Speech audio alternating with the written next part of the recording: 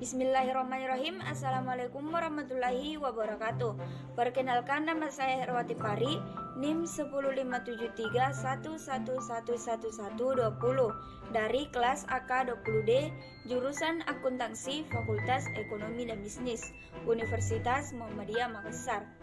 Baik, saya akan menjelaskan materi makalah saya yang merupakan tugas terakhir mata kuliah Pendidikan Pancasila dan Kewarganegaraan yang dibina oleh Ibu Fatmawati Andi Mapasare, MSI.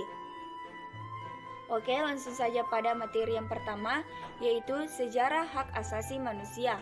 Sejarah hak asasi manusia tidak lepas dari 3 hal penting, yaitu yang pertama, Magna Carta Liberium Inggris 1215.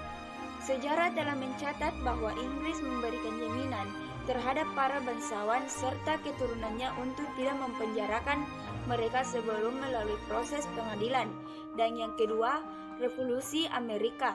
Revolusi Amerika pada tahun 1776 merupakan peperangan rakyat Amerika melawan penjajah Inggris. Hasil revolusi kemerdekaan Amerika pada tahun 1776 dari Inggris, pada tahun yang sama Amerika membuat sejarah dengan menegakkan hak asasi manusia, yaitu memasukkannya aturan hak asasi manusia ke dalam perundangan negara. Dan yang ketiga, Revolusi Prancis 1789. Revolusi Prancis lebih populer daripada Revolusi Amerika. Jika Amerika memerangi penjajah Inggris untuk mendapatkan sebuah kemerdekaan supaya bisa berdiri sendiri dan memiliki hak, beda halnya dengan Revolusi Prancis yang dilakukan rakyat memerangi rakyatnya sendiri, yaitu Raja Louis. Dan materi yang kedua, yaitu pengertian hak asasi manusia.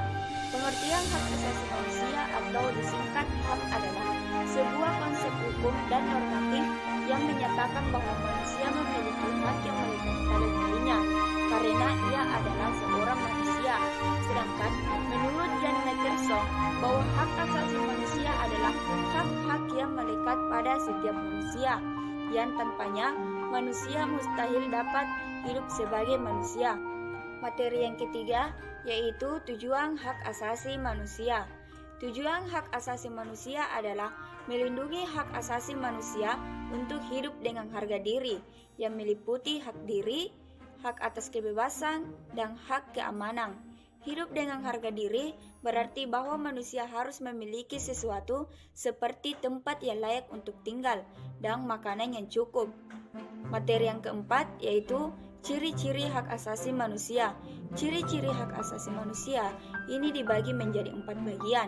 Yang pertama, hak asasi manusia tidak diberikan kepada seseorang, melainkan merupakan hak semua orang, baik itu hak sipil, politik, ekonomi, sosial, dan hak budaya. Dan yang kedua, hak asasi manusia tidak dapat dicabut, dihilangkan, atau diserahkan. Yang ketiga, hak asasi manusia bersifat hakiki, yaitu hak yang sudah ada sejak manusia dalam kandungannya. Dan yang keempat, HAM sifatnya universal sehingga berlaku bagi manusia tanpa memandang status. Materi yang kelima, yaitu pelanggaran hak asasi manusia dan pengadilan hak asasi manusia. Pelanggaran hak asasi manusia adalah setiap perbuatan seseorang atau sekelompok orang termasuk aparat negara, baik disengaja atau kelalaian, yang secara hukum mengurangi, menghalangi, membatasi atau mencabut hak asasi manusia seseorang atau sekelompok orang yang dijamin oleh undang-undang ini.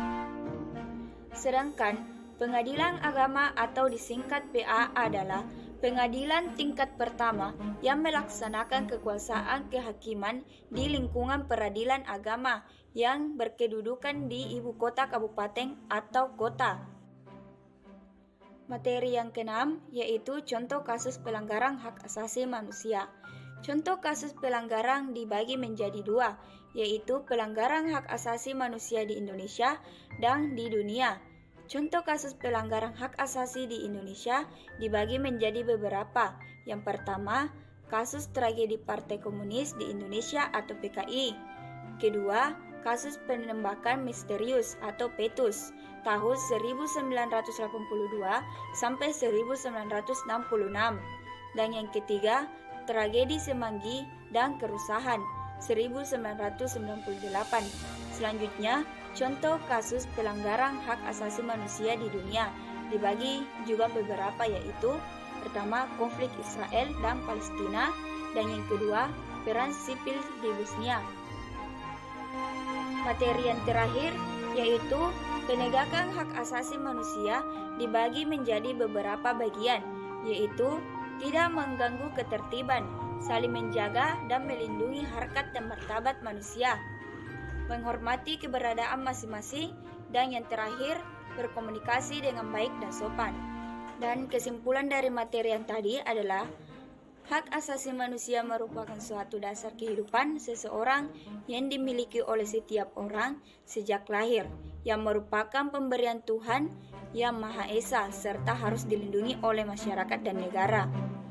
Hak asasi manusia dapat dikatakan dilanggar seseorang apabila seseorang tersebut telah melanggar hak dan kewajiban hak asasi manusia. Baik, sekian presentasi dari saya. Kurang dan lebihnya mohon dimaafkan. Wabillahi taufik wal hidayat. Wassalamualaikum warahmatullahi wabarakatuh.